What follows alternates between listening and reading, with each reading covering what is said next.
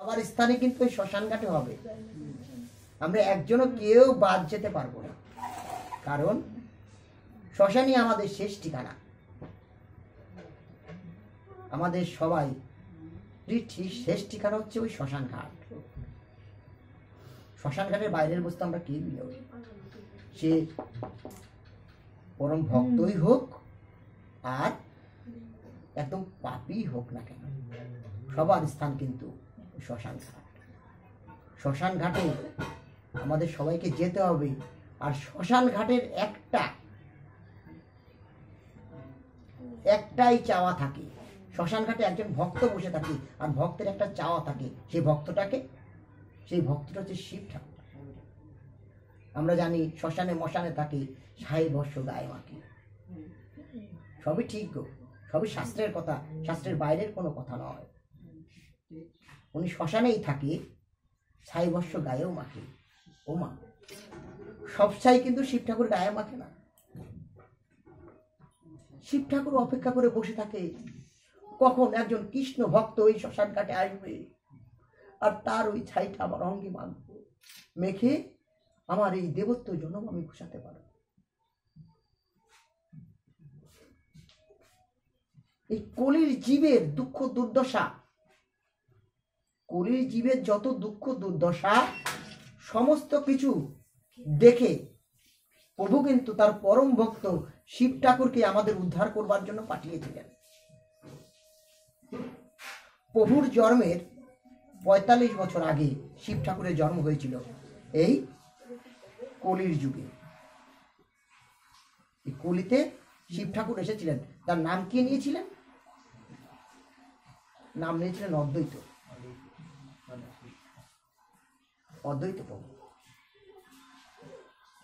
এখানে প্রশ্ন থাকতে পারে যে অদ্বৈত প্রভু জীবের কল্যাণ কি করে চাইলেন?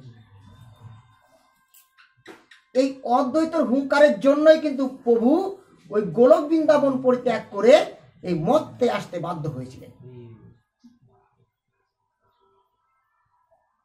এটার একটা ঘটনা ছিল। ঘটনাটা হচ্ছে রাসমঞ্চে স্বয়ং শিব ঠাকুর উপনীত হয়েছিলেন। যখন শিব ঠাকুর উপনীত হয়েছিলেন, প্রভু রাস করতে পারছিলেন না। প্রভু বুঝতে পেরেছিলেন শিব এসেছে। প্রভু সখীদের দিয়ে খুঁজিয়ে বের করলেন শিব এসেছে। শিব ঠাকুরের কাছে উনি বচন দিয়েছিলেন, এ যুগে নয় গো, আগামী কলির যুগে তুমি অদ্বৈত রূপে জন্মগ্রহণ করবে, আর এই রাস তুমি দর্শন করবে, তবে সম্পূর্ণ রাস নয়, ভাঙা রাস। আজও শান্তিপুরে অদ্বৈত গিয়ে ভাঙা রাস উদযাপিত হয়। জগতে এখনো প্রমাণ রয়েছে। অদ্বৈত প্রভু উনাকে পাঠানো হয়েছে কলির জীবের উদ্ধারের জন্য। আমরা কিন্তু এই যে আমার কাকা এখানে গানে বললো যে মহাবিষ্ণু অবতারে শ্রী অদ্বৈত চন্দ্র, মহাবিষ্ণুর অবতারে শ্রী অদ্বৈত চন্দ্র। উনি বিষ্ণুর অবতার। আর উনি যদি বিষ্ণু অবতার হয়ে থাকেন, এখানে একটা শিক্ষণীয় পাঠও রয়েছে। আপনারা যারা পূজা পাঠ করেন প্রতিদিন, পঞ্চতত্ত্বের ছবি যদি কারোর সিংহাসনে থাকেন, তুলসী পাতা কোথায় দেন?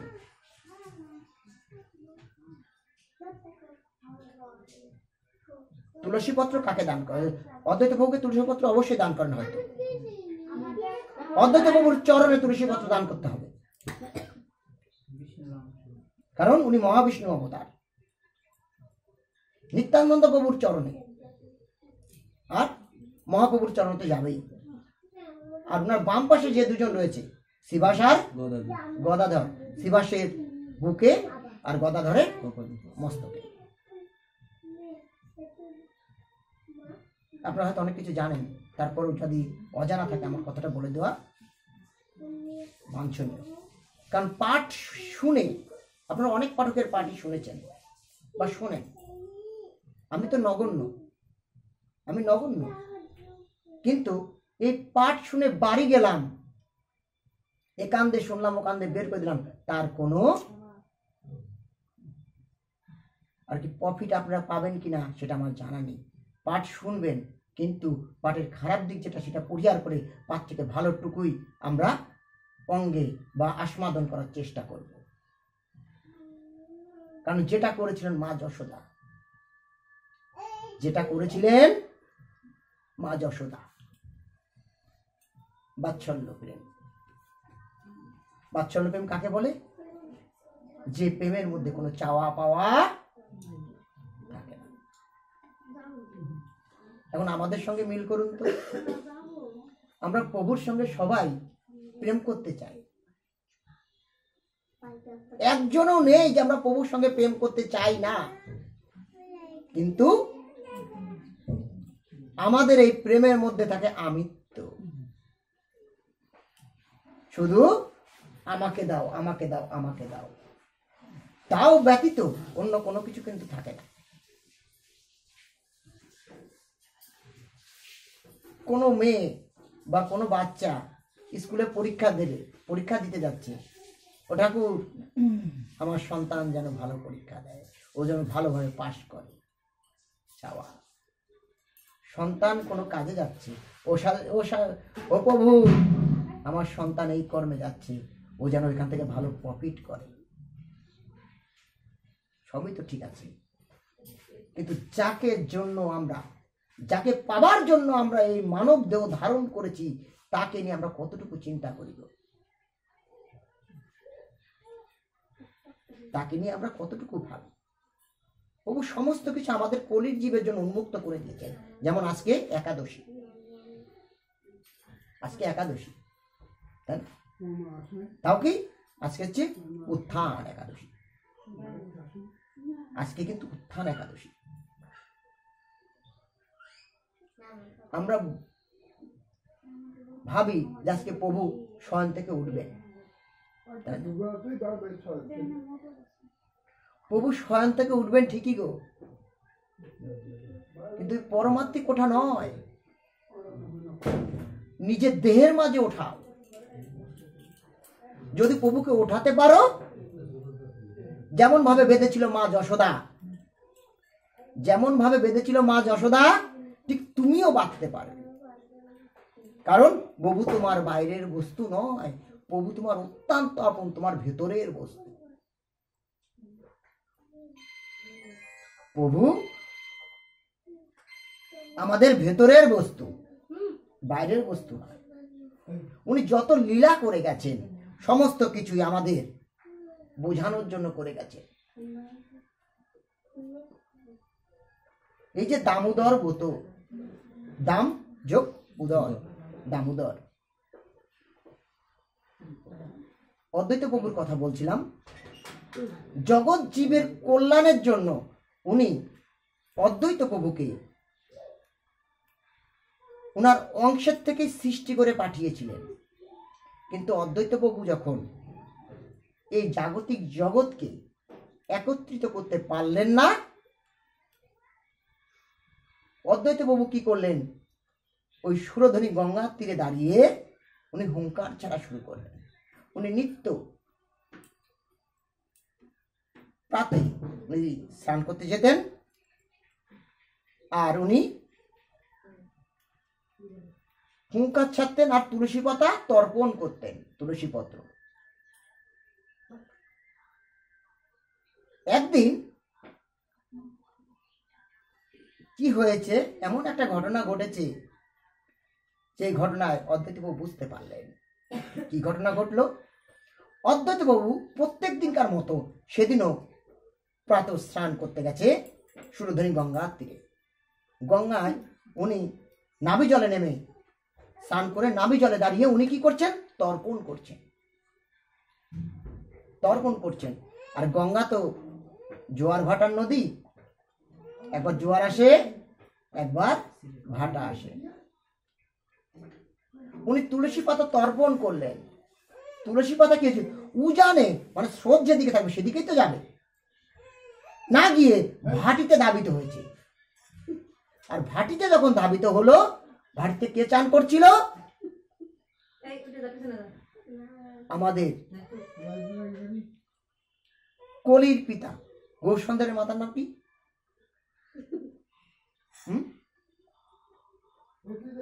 শচী শচীমা কি করছে? শচীমা স্নান করতে এসেছে। ওই তুলসী পাতা গিয়ে কি করেছে? শচী মাতাকে এইভাবে প্রদক্ষিণ করে মায়ের ওই নাভি পথে স্পর্শ করলো। আর যখনই নাভি পথে স্পর্শ করলো, অদূরে দাঁড়িয়ে অদ্বৈত গোসাই দেখতে পেলেন যে প্রভু, সবই তোমার লীলা, আমি বুঝতে পেরেছি, তোমার আসার আর বেশি দিন বাকি নেই, তুমি আসছো। শচীমা যখন স্নান সেরে যখন উপরে উঠেছে পাড়িতে, আমরা ওদের বাংলা ভাষায় বলে পাড়ি, রাস্তা দিয়ে হেঁটে যাচ্ছে, অদ্বৈত প্রভু কি করেছেন? শচীমাকে গিয়ে ষষ্ঠাঙ্গে প্রণাম করেছেন। যখন শচীমাকে প্রণাম করেছেন, শচীমা বলছেন, এই আপনি কি করছেন? আপনি আমার থেকে বয়স কত বড়, আর আপনি আমাকে প্রণাম করছেন? অদ্বৈত প্রভু বলেন, মাগো তুমি অপরাধ নিও না, আমি মা তোমাকে প্রণাম করিনি, আমি তোমাকে প্রণাম করিনি গো মা, আমি প্রণাম করেছি তোমার ভেতরে যে আছে সেই পরমেশ্বরকে আমি প্রণাম করেছি। তুমি ধন্য মা, আর তুমি আমাকে আশীর্বাদ করো।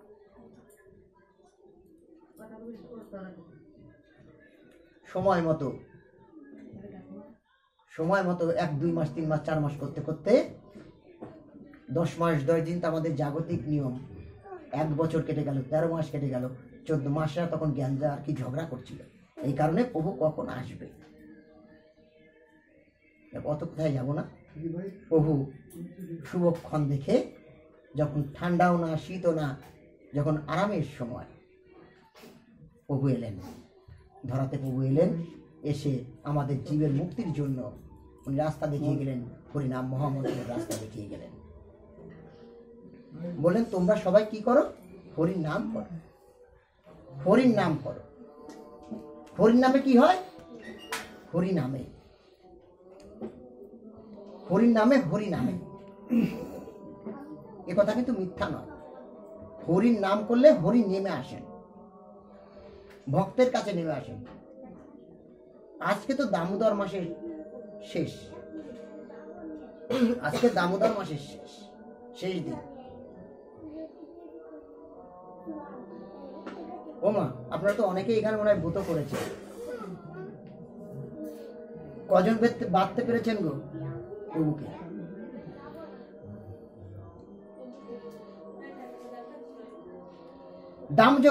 দামোদর, আর এই দামোদর, এই লীলা, এই বাৎসল্য লীলা প্রভু করার কারণ ভক্তকে শিক্ষা দেওয়া,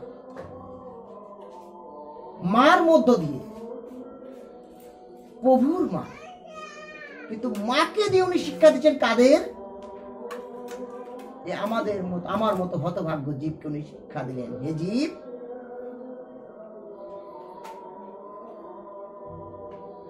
তুমি যদি আমার মায়ের মতো বাঁচতে চাও, তুমি আচরণ করো, তুমি আচরণ করো। আর তুমি যদি আচরণ করতে পারো, আজকে দেখেন, আজকে এমন একটা ক্ষণ, যে একাদশী নাম হচ্ছে উত্থান একাদশী, উপবাস কুটে বসবেন, আমরাও আমাদের হৃদ মন্দিরে প্রভুকে বেঁধে রাখার ক্ষমতা অর্জন করব। এটা কি দিয়ে বাঁচতে গেলে কি দরকার? ভক্তি, ভক্তি এবং বিশ্বাস। এই দামোদরের উদ্দেশ্য হচ্ছে ভক্তি এবং বিশ্বাস। কারণ এই দামোদর ব্রতে প্রভু যখন বাৎসল্য প্রেমে মাকে, এই দামোদর ব্রতটা হয়েছিল কোন দিন? এই দামোদর ব্রতটা হয়েছিল আমরা যেটাকে বলি দিবানিতা কালী পূজা। এই কালী পূজার দিন ছিল আর কি, গোকুলে একটা, ওখানে গিরিগোবর্ধন নামে একটা পর্বত আছে। ওই আমাদের ওই কালী পূজার দিনে ওই গোকুলবাসী সবাই মিলে কি করতেন? গিরিগোবর্ধনের পূজা দিতে যেতেন। ভোরবেলার ঘটনা,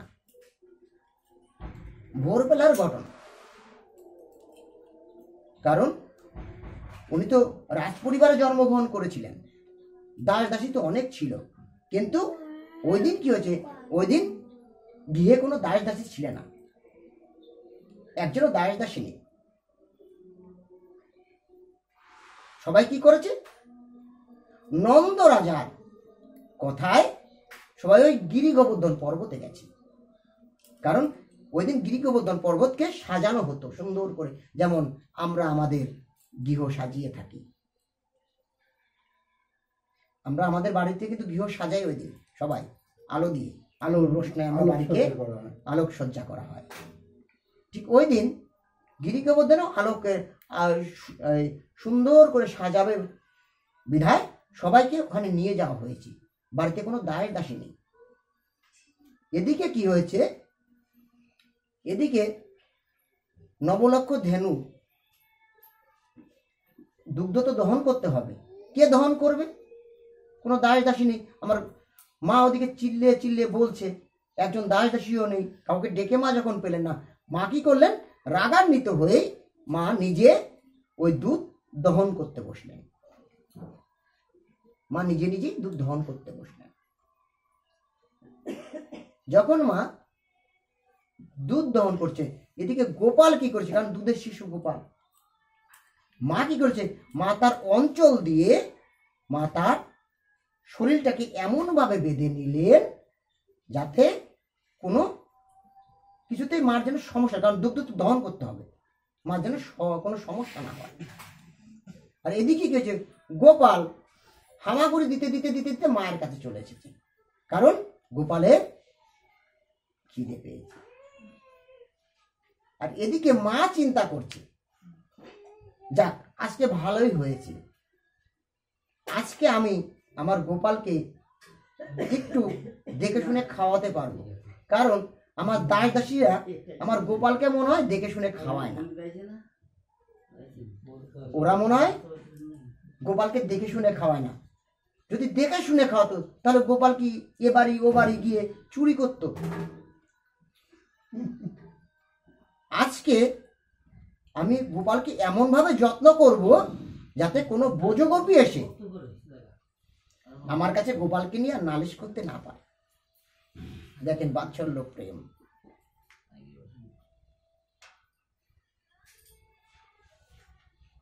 বাৎসল্য প্রেম, মা তো বাৎসল্য প্রেমে আবদ্ধ।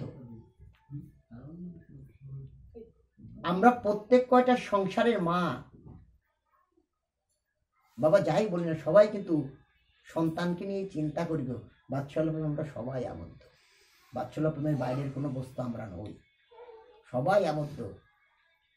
কিন্তু আমাদের ভাবনা আর মা যশোদার ভাবনার মধ্যে কত বিস্তার ফারাক। মা চিন্তা করছে গোপাল যে কিনা পরমেশ্বর, পরমকে নিয়ে চিন্তা করছে। ও মা তোমরাও চিন্তা করো, তোমার সন্তানকে নিয়ে চিন্তা করো। কিন্তু এই যে বাড়িতে দেখছি একটা ছোট্ট গোপাল রয়েছে, তাই না, এই গোপালের চিন্তা কজন মা করো?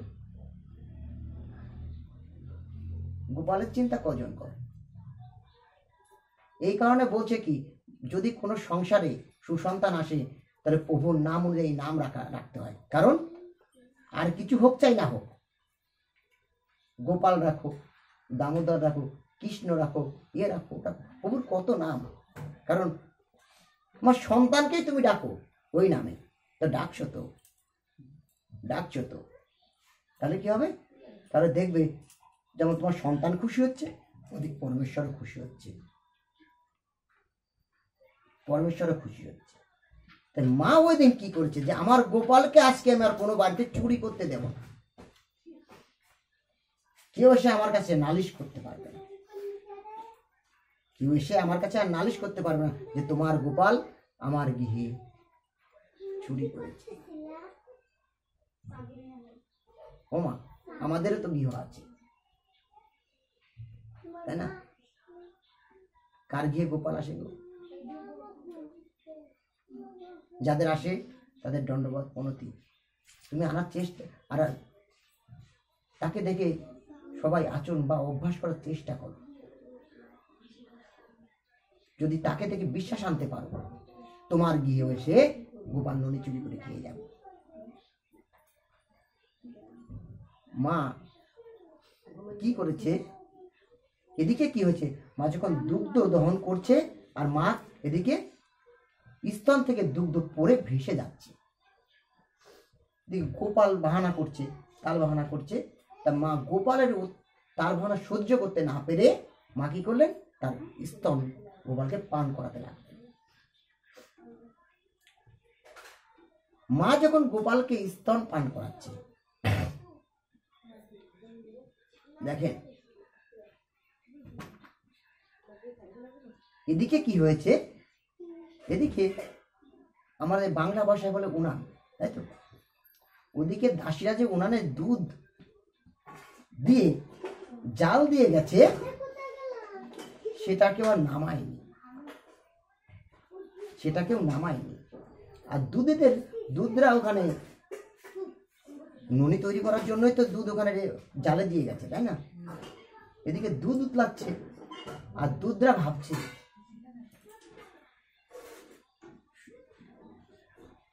গাভীগণ ভাবছে, দুধ নাই, গাভীগণ ভাবছে যে গোপাল সেবার জন্য আমাকে দহন করা হলো, সেটা উনানে জাল হচ্ছে।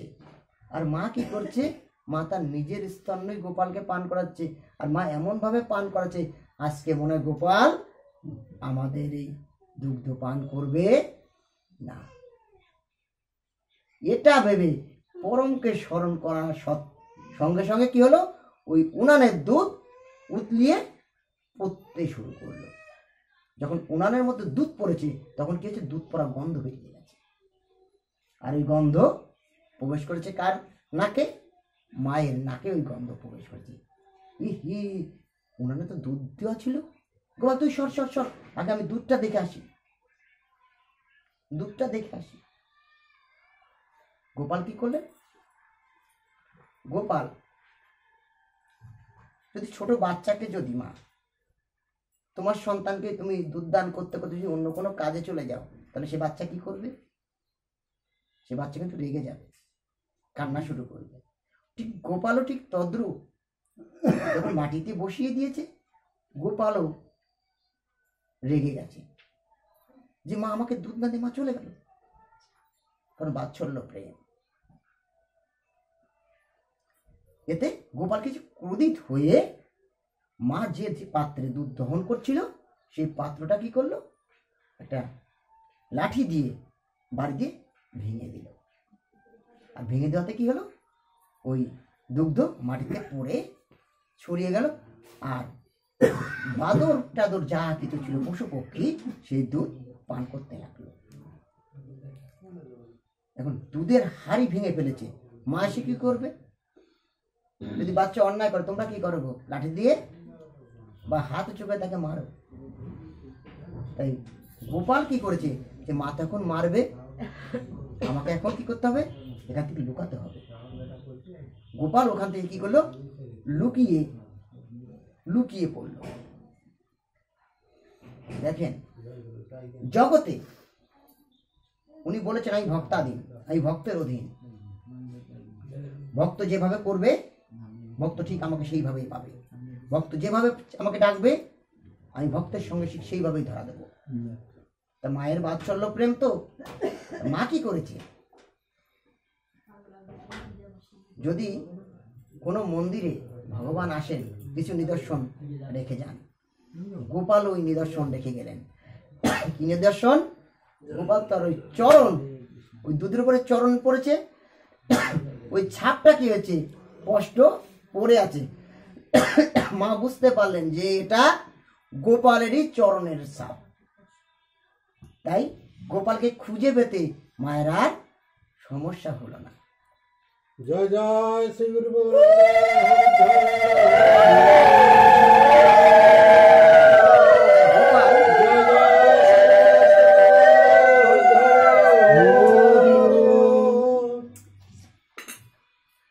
গোপাল কে মা ধরে ফেললো। আর গোপালের আশা দেখে মা তো রাগান্বিত। মা আবার কি করেছে, যে তুই যেখানে গিয়ে তোর তো পায়ের চরণের ছাপ আমি দেখতেই পাচ্ছি। মা কি করেছে, একটা ডান্ডা মানে লাঠি, লাঠি উঠিয়ে আপনারা ছবিতে হয়তো দেখেছেন মা যশোদা এভাবে গোপালকে মারতে যাচ্ছে, এভাবে মারতে যাচ্ছে, আপনারা দেখেছেন ছবিতে। মা এই লাঠিটা দিয়ে গোপালকে মারার জন্য এগিয়ে চলল, কিন্তু গোপাল যদি ধরা না দেয় গো, কার সাধ্য আছে গোপালকে ধরে? কার সাধ্য আছে গোপালকে ধরে?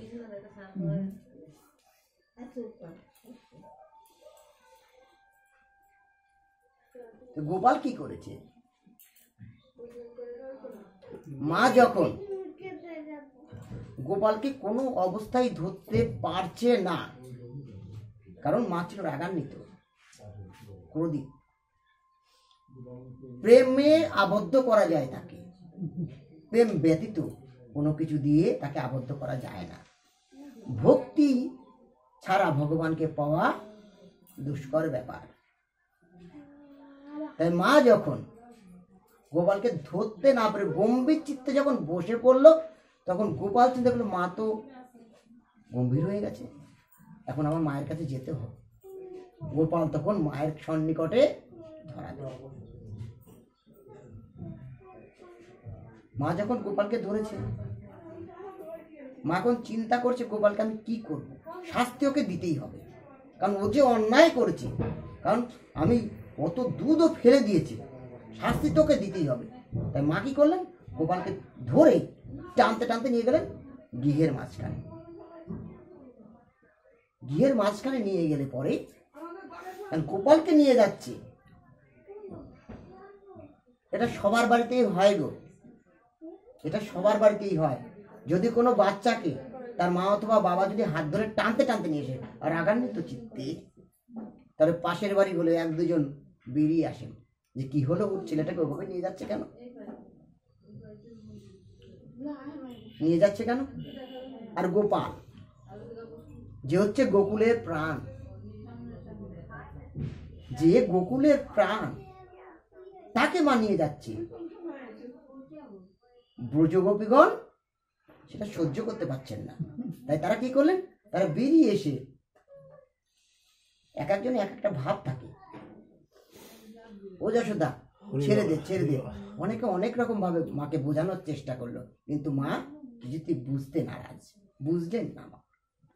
তাই গোপাল কি করলেন, মা কি করলেন, গোপালকে বাড়ির ভেতরে নিয়ে গিয়ে গৃহের মধ্যে নিয়ে বললেন যে তুই যা করেছিস আজকে তোকে আমি শাস্তি দেবই, আজকে তোকে শাস্তি পেতেই হবে।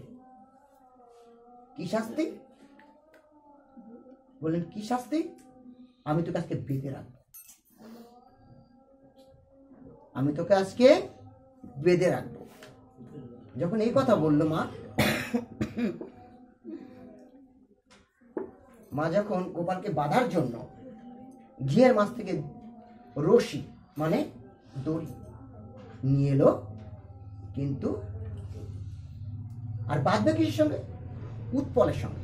উৎকল একটা কাঠের একটা এরকম একটা জিনিস, উৎকল, তার সঙ্গে মা বেঁধে রাখবে। যখন মা গোপালকে কোমরে দড়ি দিয়ে পেঁচিয়ে যখন বাঁধতে যাচ্ছে, যখন গোপালকে বাঁধার জন্য মা উদ্যত হলো, যখন বাঁধতে যাচ্ছে, দৈবের নির্বন্ধন, কেউ খণ্ডাতে পারে না, ওই দড়ি 2 আঙ্গুল কম পড়ল, 2 আঙ্গুল দড়ি কম পড়ল। মা কি করলেন, গিয়ে থেকে গিয়ে আরো দড়ি আনলেন, কিন্তু যতবার গোপালকে বাঁধে ওই 2 আঙ্গুল দড়ি কম পড়ে, একটু বেশিও না একটু কমও না, একটু বেশিও না একটু কমও না, শুধু 2 আঙ্গুল দড়ি কম পড়ছে। দড়ি এত দড়ি মা নিয়ে এলো যে পাহাড় সমান হয়ে গেল, কিন্তু ওই 2 আঙ্গুলের ঘাটতি মা কোনো মতে পোষাতে পারলেন না। মা যখন গোপালকে কোনো অবস্থাতেই বাঁধতে পারলেন না, এমন সময় কি হয়েছে, মায়ের মস্তকে যে ফুলে ওই খোপার সঙ্গে যে ফুল দেওয়া ছিল সেই বেনুনিটা খুলে পড়ে গেল। গোপাল তখন বুঝতে পারলেন যে আমার মায়ের বিনুনি খুশে পড়ে, তাহলে মাকে তো ধরা দিতেই হবে। ভগবান সবাইকে এইভাবে পরীক্ষা করে। দেহের বাইরে কোনো ধর্ম নাই গো, নিজের সঙ্গে বিচার করতে হবে। দেহের মধ্যেই সমস্ত ধর্ম, জগতে যাহা কিছু আছে সমস্ত কিছু আছে আমার দেহ ভাণ্ডে। এই ভাগবতেই লিখে দিয়েছেন প্রভু বলে গেলেন সুখদেব গোস্বামীকে দিয়ে। উনি বলালেন, ভক্ত তো সুখদেব গোস্বামী, 7 দিনের যে গ্রন্থ ভাগবত, আর এই ভাগবতের মধ্যে উনি লিপিবদ্ধ করলেন। কি করলেন? বৃন্দাবন পরিত্যাগম পাদমেকম ন গচ্ছতে, বৃন্দাবনম পরিত্যাগম পাদমেকম ন গচ্ছতে। আমি বৃন্দাবন পরিত্যাগ করিয়া কোনোদিন কোথাও যাই।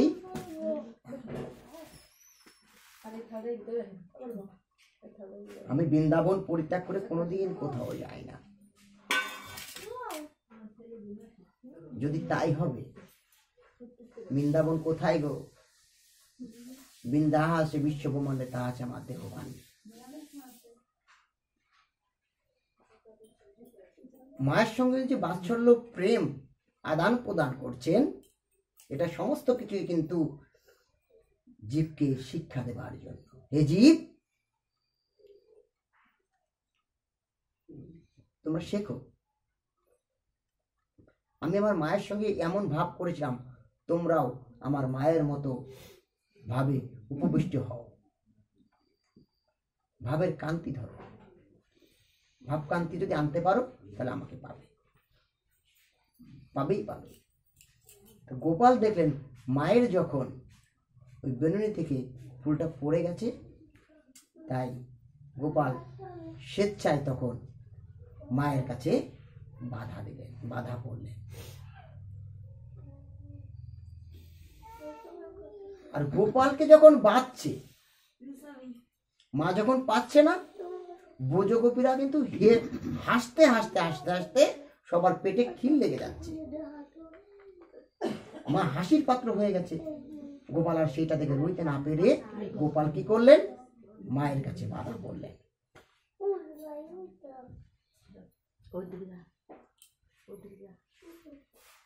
এটাও কিন্তু জীবকে শেখানোর জন্য। তুমি অভ্যাস করতে গিয়ে, যেমন প্রভু যত দড়ি আনে কম পরে কতটুকু? 2 আঙুল দড়ি। এই জাগতিক জগতে 2 আঙুল দড়িটা কি?